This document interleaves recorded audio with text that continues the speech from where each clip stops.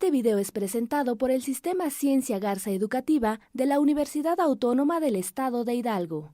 Para mayor información, visítanos en www.uaeh.edu.mx. Gracias por aprender.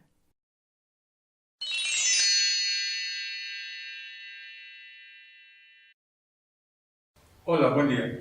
Mi nombre es Carlos Soto y soy investigador del área académica de Matemáticas y Física. El día de hoy nos encontramos con el grupo de segundo semestre de la licenciatura en Física y Tecnología Avanzada. Revisaremos algunos conceptos muy fundamentales de la ecuación de onda, un tema muy importante, y para ello me permitiré hacer mención de algunas ecuaciones que he escrito aquí en el pizarrón. La ecuación de onda es un tema fundamental y el enfoque en este curso ha sido analizar sistemas similares, sistemas análogos, es decir, sistemas que se comportan como un sistema descrito por la ecuación de onda, pero que no son exactamente iguales. Particularmente hemos trabajado con osciladores armónicos. El día de hoy voy a exponer un tema que ya hemos analizado previamente en clase, pero que vale la pena retomar, y es el de la cuerda vibrante. Voy a hacer mención de este diagrama. Uno de los preceptos o uno de los enunciados fundamentales en el caso de este sistema es que la tensión es la misma en todo punto. Tenemos una cuerda, aquí no estamos poniendo los extremos de la cuerda, simplemente ponemos un segmento de ella y asumimos que en cada punto la tensión no cambia. Esta es una buena suposición para la mayoría de los sistemas físicos que podemos considerar. Entonces, estas dos tensiones, si bien vectorialmente son distintas porque son vectores que apuntan en direcciones contrarias o casi contrarias, tienen la misma magnitud. Ahora, hay un desfasamiento en el ángulo que nos da origen precisamente a la ecuación de onda. Entonces, lo que vamos a considerar es la fuerza neta ejercida sobre un segmento de longitud delta x en el eje de las x. Y para ello descomponemos, es un procedimiento habitual en el caso de las ecuaciones vectoriales, descomponemos en sus componentes escalares. La fuerza en y es la tensión que siente la cuerda en la parte superior, es decir, evaluado en teta más delta teta, menos la tensión que siente la cuerda en la parte inferior. Esto se puede visualizar como un juego muy conocido, no solamente en la infancia, sino en donde se ponen dos equipos que están sujetando una cuerda en ambos lados. Imaginemos que uno de nosotros estuviera sujetando la cuerda, sentiría la tensión en direcciones opuestas. Vamos a hacer una aproximación, y la aproximación que vamos a hacer es que el incremento delta teta es muy pequeño. Para ello, aproximamos el seno de la función seno de teta como si fuera el propio ángulo, teta. Entonces aquí tendríamos realmente teta más delta teta menos teta. Y de este lado aproximamos el coseno a 1. Cuando digo hacer aproximaciones, en realidad, ustedes saben, se tiene que trabajar con las expresiones en series. Entonces, lo que estaríamos haciendo es tomar las aproximaciones de las funciones seno y coseno en series de potencias, de manera que el seno se aproxima a teta, el seno de teta se aproxima a teta, pero el coseno se aproxima a 1. Eso hace que la diferencia de fuerzas en y sea distinta de 0, pero que la diferencia de fuerzas en x sea igual a 0. Entonces, lo que vamos a hacer a continuación es considerar la ecuación de movimiento, y la ecuación de movimiento por excelencia es la segunda ley de Newton. Tomamos entonces la fuerza en y, que sería t por delta teta, y eso lo vamos a igualar a la masa por aceleración. En este caso, μ representa una densidad lineal de masa. ¿Sí? Si yo lo multiplico por el incremento delta x, tendríamos realmente una masa real, entre paréntesis. Ahora, la masa multiplicada por la aceleración en y va a ser justamente el lado derecho de la segunda ley de Newton. Para calcular la aceleración en Y tomamos una aproximación o un enfoque ligeramente informal. Lo que vamos a hacer es, sabemos que la derivada de una curva representa la pendiente de la recta tangente. Tomamos entonces la tangente de este ángulo como la parcial de xi, donde xi es la deformación respecto de x. Después derivamos ambos lados, ¿se dan cuenta? Tomamos la diferencial de la tangente, sería la secante cuadrada por delta θ, y de este lado, como no hay nada más que dependa de x que el propio coeficiente de x y de x, lo volvemos a derivar y multiplicamos por el incremento delta x. Esto, nos permite entonces hacer la siguiente aproximación. Recuerden que estamos trabajando con ángulos pequeños. Para ángulos pequeños, la secante de θ va a ser aproximadamente 1. De manera que entonces tendríamos delta θ igual a la segunda derivada de y respecto de x por delta x. Así pues, podemos encontrar entonces la aceleración en y. La aceleración en y es precisamente la segunda derivada de y respecto de t cuadrada, y ya tenemos todas las componentes de la segunda ley de Newton. Sustituimos entonces la aceleración en y el incremento delta θ en la ecuación 1, y eso nos lleva a esta ecuación, ¿sí? Aquí hay algunos elementos que salen sobrando porque están escritos de los dos lados, delta x básicamente, ¿no?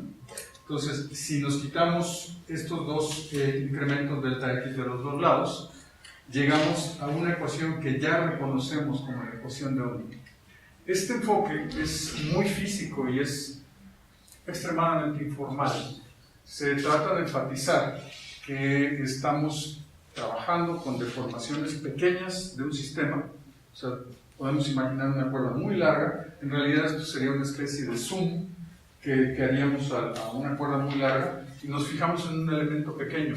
En ese elemento pequeño, la ecuación que modela la deformación de la perturbación que se propaga por esa cuerda está dada precisamente por la ecuación número 2. Recordemos que en el caso de la ecuación de onda, el coeficiente que acompaña a la segunda derivada de la función respecto del tiempo es precisamente 1 entre b cuadrado. De manera que, identificando términos, podemos ver que aquí la velocidad de propagación al cuadrado está dada por el cociente entre la tensión y la densidad lineal de masa. Tenemos así un sistema muy sencillo que nos permite analizar un sinnúmero de casos. Podemos avanzar un poco más. Proponemos la solución para esta ecuación de onda como una función que depende de dos coordenadas, la posición y el tiempo. Hacemos lo que se conoce como una separación de variables, es decir, proponemos que la solución de esta ecuación está dada por el producto de una función que depende de x y una función que depende de t, donde x es la posición y t es el tiempo. Aquí olvidé poner paréntesis para denotar que omega t es el argumento del coseno. Bien, lo que falta aquí es fijar condiciones de frontera. Las condiciones de frontera apropiadas en el caso de una cuerda vibrante, para el caso más simple, están dadas por lo que se conoce como las condiciones de Dirichlet, es decir, en el origen y en L, que es el extremo opuesto, fijamos la función igual a 0. Entonces la función es igual a 0 si x es igual a 0 o L. X igual a 0 no nos da mucha información, pero x igual a L sí, porque eso significaría que la parte espacial de esta solución en x igual a L va a ser igual a 0. Y para que eso ocurra, tendríamos que tener que f de x va a estar dado por a seno de omega sobre b por x. Recordemos que ya habíamos visto anteriormente esta expresión de omega sobre b. Es la relación entre la frecuencia y la velocidad de propagación. Ahora, sustituyendo en x igual a L, tendríamos entonces que f de x es igual a seno de omega L sobre b.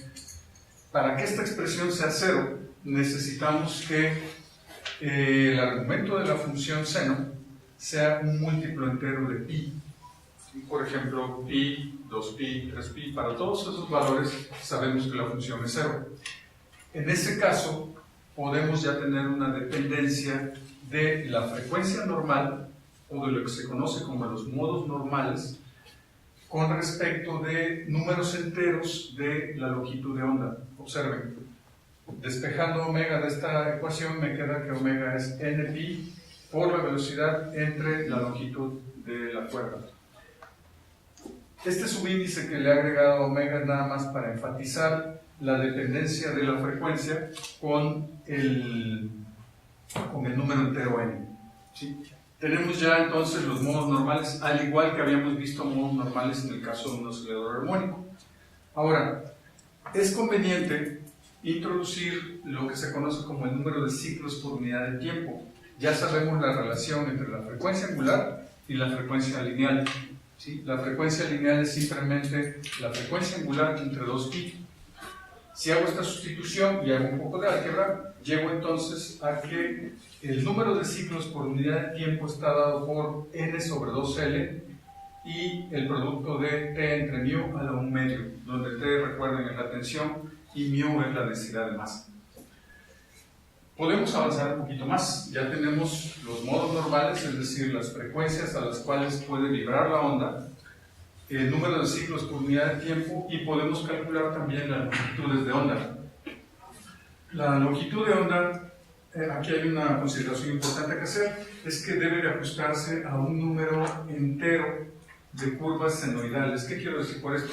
Que en el sistema vamos a tener dos extremos fijos, entonces el primer modo normal que esperamos de vibración sería aquel en el cual tenemos, como en el juego de la escuela elemental, en donde se ponían a saltar la cuerda. Vamos a tener una cuerda que nada más está oscilando hacia arriba y abajo con los extremos fijos. En el caso general, tendríamos que la longitud de onda sub n sería 2 veces la longitud de la cuerda entre n.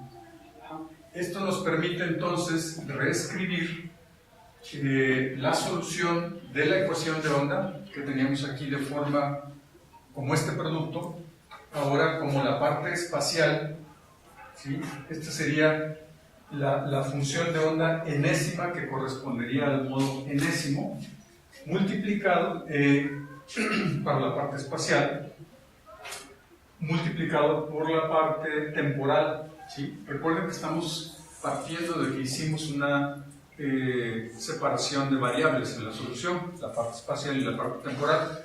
Ahora ya tenemos la frecuencia enésima, entonces tendríamos que sustituir omega n aquí, y ya tenemos la expresión para el modo normal n correspondiente a la parte espacial de la función de onda.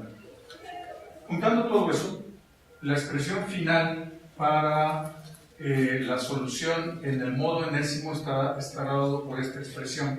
Nótese que aquí estamos asumiendo que las amplitudes también van cambiando en cada modo normal, lo cual es una suposición muy válida, aunque esta información todavía no la tenemos. Es una información que hay que fijar todavía de condiciones de frontera. Esta expresión, la ecuación 11, finalmente nos lleva a reconsiderar lo que hemos mencionado en capítulos previos sobre la importancia de lo que se conoce como los modos de Fourier. Con esto termina la revisión que habíamos planteado, y me gustaría ver si hay preguntas o dudas que resolver. Bueno, nosotros en laboratorio hicimos un experimento precisamente con la cuerda gigante. Y en el experimento, entre más jalábamos la cuerda, bueno, en ese experimento lo que veíamos eran los nodos, y pues sí, la longitud de onda precisamente. Entonces, entre más estirábamos la cuerda, menos nodos se veían y la longitud de onda se aumentaba. ¿Cómo la podríamos ver en la ecuación? O matemáticamente, ¿cómo se podría ver ese aumento? Es muy buena pregunta. Nótese que en la ecuación 7 tenemos omega n igual a n pi la velocidad sobre L. Aquí no se nota la dependencia con la tensión, pero en la ecuación 8 tenemos que si sustituimos esta velocidad por su expresión, bueno, la velocidad en realidad sería la raíz cuadrada de esto, tensión entre la densidad de masa, podemos ir cambiando la tensión. Si aumentamos la velocidad, ¿qué es lo que va a ocurrir? Si aumentamos la velocidad, entonces las frecuencias van a ir aumentando. ¿Sí? Hay una dependencia directa entre las frecuencias y la tensión de la cuerda. A la hora de aumentar las frecuencias, bueno, este número tendríamos que irlo variando, pero digamos, si tenemos una tensión mayor, las frecuencias aumentan para un mismo sistema. No sé si eso... Sí. ¿Alguna pregunta más? La expresión final que se obtuvo Sí. en algún tema que leí hace tiempo, de ondas estacionarias, alguna expresión similar fijaba un lugar geométrico en un plano. Sí. Entonces, esa expresión también dibuja un lugar geométrico en un plano, si lo queremos graficar. Bueno, aquí es otra buena pregunta. Hay que ser cuidadosos con la respuesta, porque esta función depende de dos variables, normalmente. Como depende de dos variables, de su curso de cálculo de varias variables, ustedes saben que las funciones que dependen de dos variables se pueden representar como una superficie. Entonces, si le damos valores a x y t, para cada modo normal tendríamos una serie de superficies. Esta parte es una función senoidal y esta parte es una función cosenoidal. Dependiendo de los valores de la longitud de onda y de la frecuencia, obtendríamos diferentes ondas, pero en realidad esto estaría propagándose, bueno, no propagándose, estaría representado en un espacio tridimensional. Las componentes x y t serían el equivalente ahora de las coordenadas x y la función y sub n sería la coordenada z. De manera que lo que tendríamos es más parecido a las ondas producidas en un estanque. Graficar esto es algo que excede, digamos, los alcances de este curso, pero podría hacerse próximamente en una simulación computarizada. Gracias. Muchas gracias, muchachos. Eso es todo. Muy buen día.